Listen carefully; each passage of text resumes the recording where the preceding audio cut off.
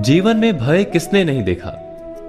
मृत्यु का भय, अपनों के चले जाने का भय, असफलता का भय, हिंसा का भय। हम जानते हैं कि इस भय या डर के कारण हमारी मति मारी जाती है, बुद्धि चकरा जाती है, हम उचित निर्णय नहीं कर पाते और अंत में जिस बात का डर होता है हम स्वयं उसे सच कर देते हैं।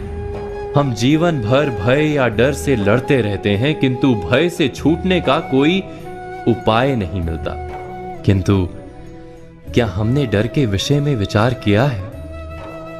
डर वास्तव में क्या है? जिस बात का हमें डर होता है, क्या वास्तव में वही डर का कारण होता है, या डर हमारे मन का भाव मात्र है जिसका वास्तविकता के साथ कोई संबंध नहीं?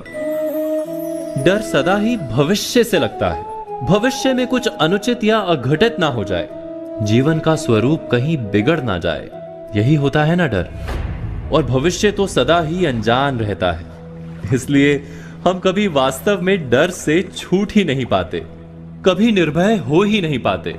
भय हमारे अज्ञान का परिणाम है, क्या ये सच नहीं? गहराई से विचार करने पर हम तुरंत ही जान पाएंगे कि हम जिस अघटित या अनुचित की चिंता में रहते हैं वैसा हमेशा तो होता ही नहीं। भविष्य का क्रम तो हमारे डर से अनजान अपने मार्ग पर चलता रहता है।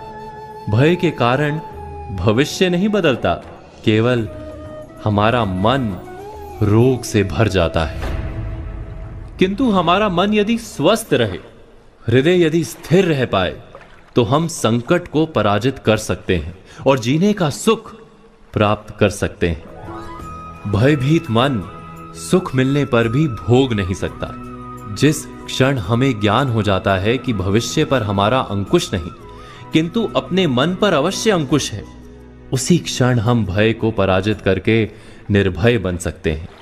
केवल इतना ही ज्ञान आवश्यक है कि भय किसी परिस्थिति का नाम नहीं, हमारी मनस्थिति का नाम है। मन की दृष्टि में परिवर्तन करने से हम निर्भय हो जाते हैं। तो आज की बातों पर विचार कीजिए और आने वाले कल की प्रतीक्षा कीजिए।